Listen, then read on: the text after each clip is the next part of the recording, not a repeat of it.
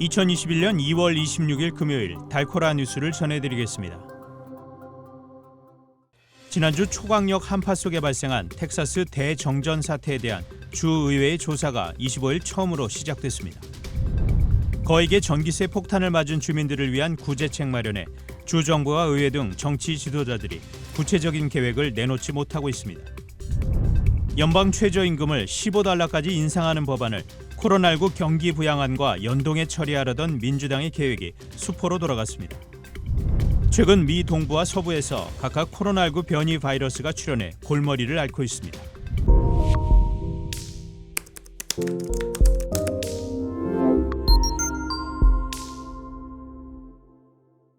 초강력 한파 속에 발생한 텍사스 대정전 참사 원인을 조사하기 위해 25일 텍사스 주의회의 청문회가 처음으로 열렸습니다.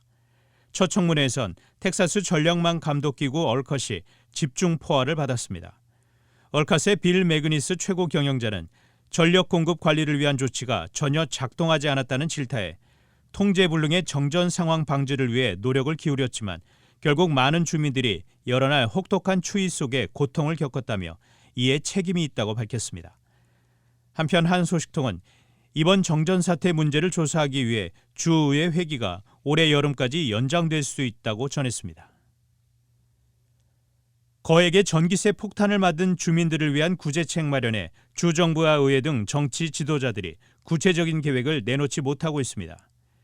일단 그레게보 주지사는 전력업체들에게 전기세를 미납하더라도 전기를 끊지 못하도록 단전 금지 조치를 내렸습니다. 하지만 많은 주민들이 갑작스럽게 닥친 거액의 전기세를 납부할 구체적인 방법은 제시하지 않았습니다.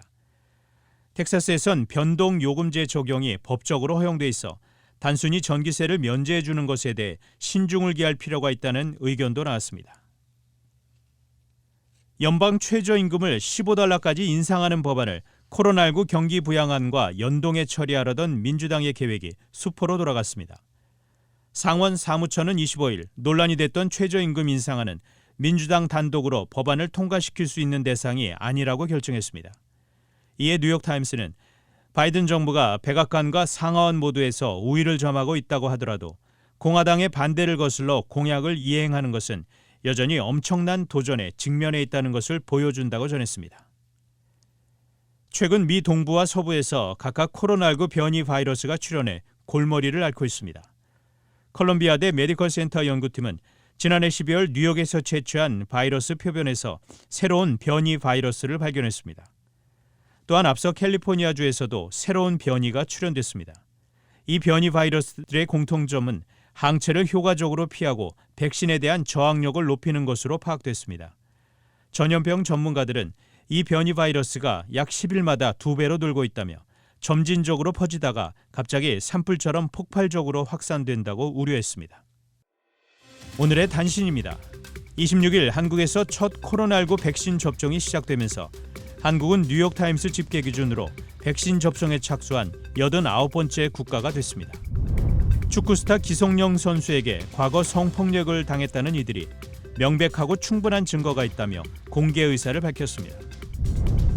미얀마 군사정부가 지난해 11월 치러진 총선 결과를 26일 공식 무효화했습니다. 지난주 엔진 화재와 파편 추락 사고를 낸 보잉 777과 같은 기종의 러시아 항공사 소속 항공기가 역시 엔진 문제로 모스크바 공항에 비상 착륙했습니다. 지금까지 2월 26일 금요일 달코라 뉴스 최현준이었습니다.